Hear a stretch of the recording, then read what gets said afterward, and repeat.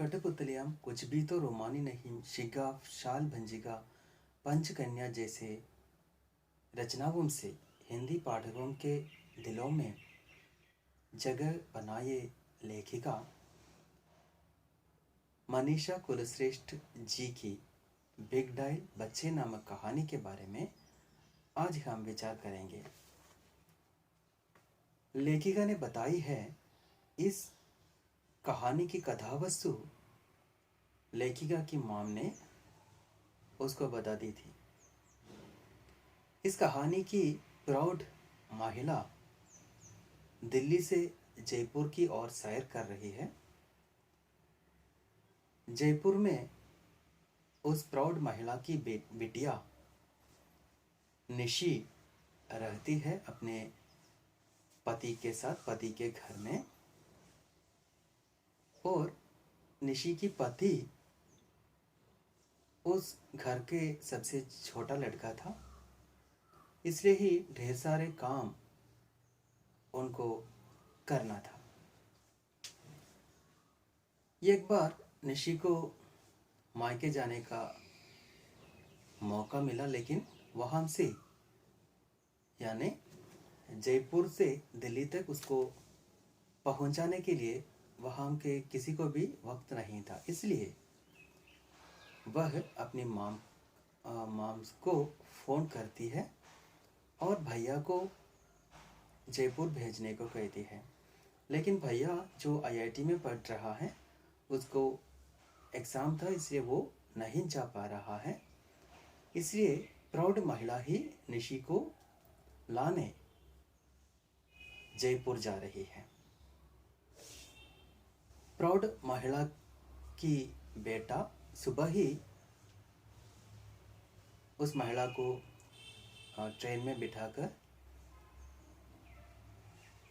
अपने घर वापस चले जाते हैं और लेखिका वहाँ डिब्बा में अकेली बैठ रही है। थोड़ी देर बाद 3 युवा इस कहानी के मुख्य पात्र हैं। वे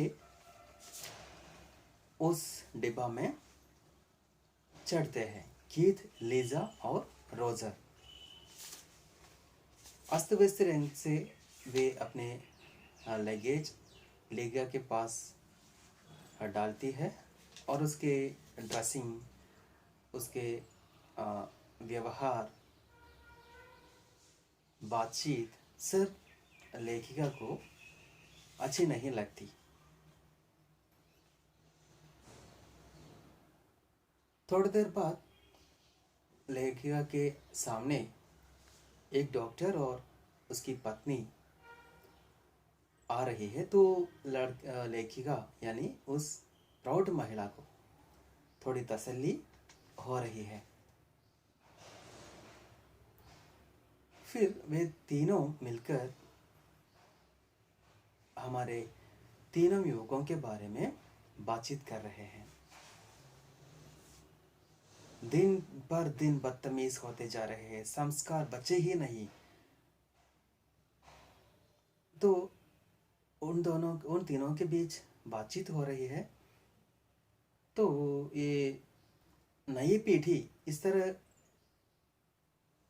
रास्ता भटक जाने का कारण कौन है, इसके बारे में भी थोड़ा निष्कर्ष वे निकाल रहे हैं।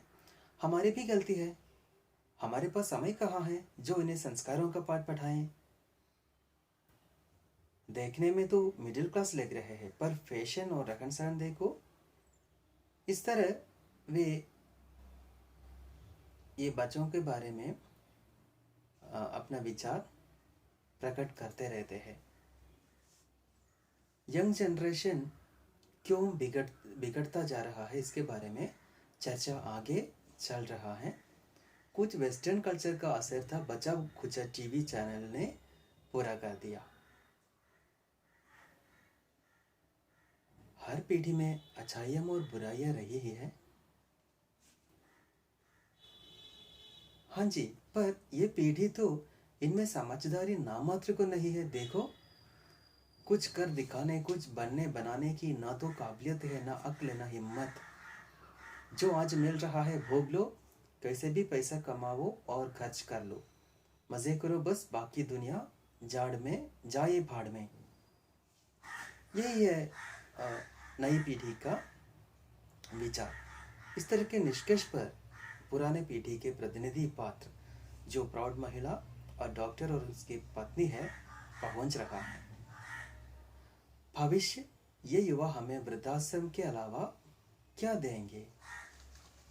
इस तरह बातें चलते रहते हैं, लेकिन ये तीनों युवा जो है गोवा के निवासी है, इसलिए ही हिंदी अच्छी तरह मालूम नहीं है, इसलिए उनको ये पता नहीं है कि क्या हो रहा है। उनके बाद उनके बारे में बातचीत हो रही है तो ये तो पता है, लेकिन क्या बातचीत हो रहा है इसके उसको कुछ भी पता नहीं।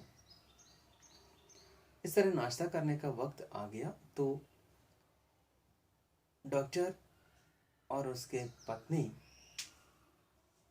प्रौढ़ महिला को अपने साथ नाश्ता करने के लिए बुलाती है, लेकिन वो कहती है आज मेरा व्रत है। इसका कारण भी हमें बता देती है। बचपन से माम की बंधाई हुई गांठ, सफर में किसी अजनबी से कुछ लेकर मत खाना।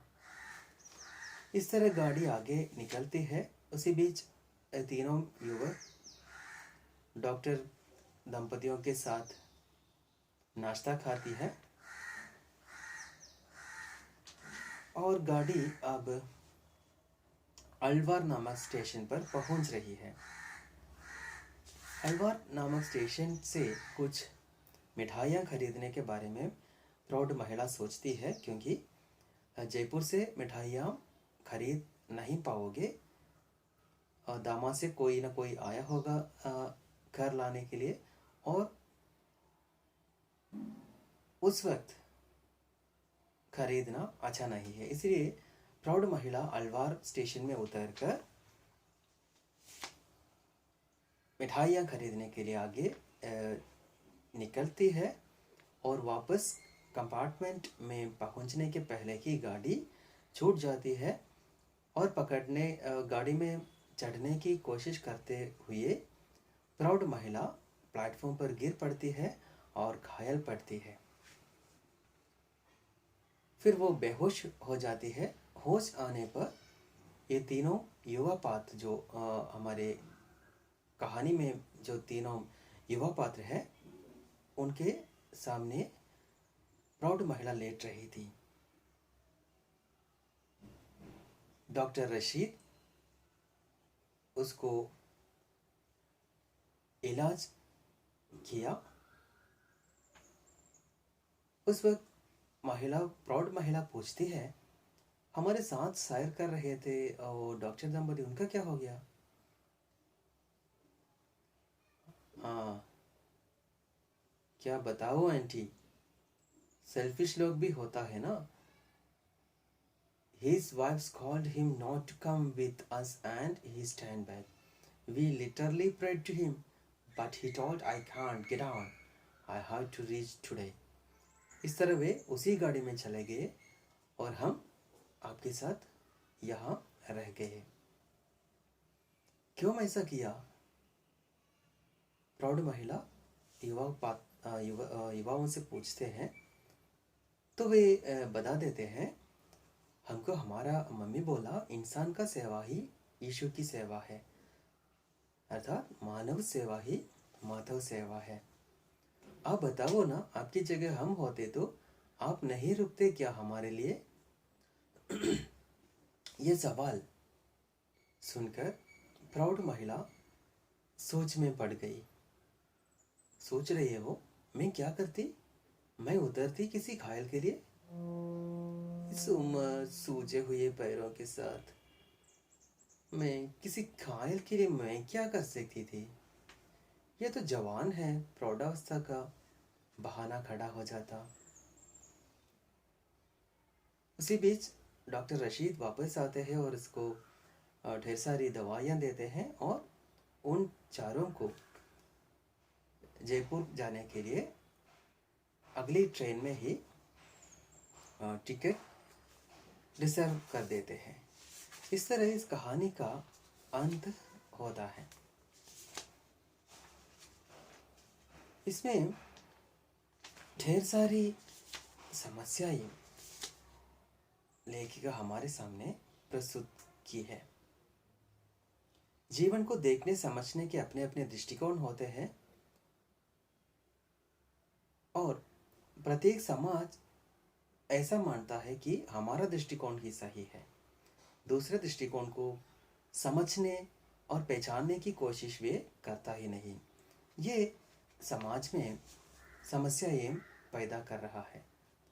भारत जो विभिन्न धर्मों और संस्कृतियों का समाज है और सभी समाजों की अपनी अपनी मान्यताएं, रीति रिवाजें और परंपराएं हैं, और भारत को भारत बनाने के लिए इन सबको एक साथ ले चलना परम आवश्यक है।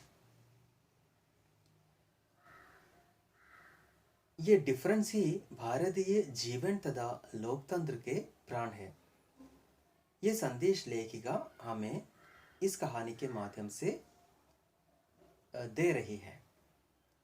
भारत को विविधता में एकता का देश क्यों कहा जाता है, इसका उत्तर भी इस कहानी हमें देंगे।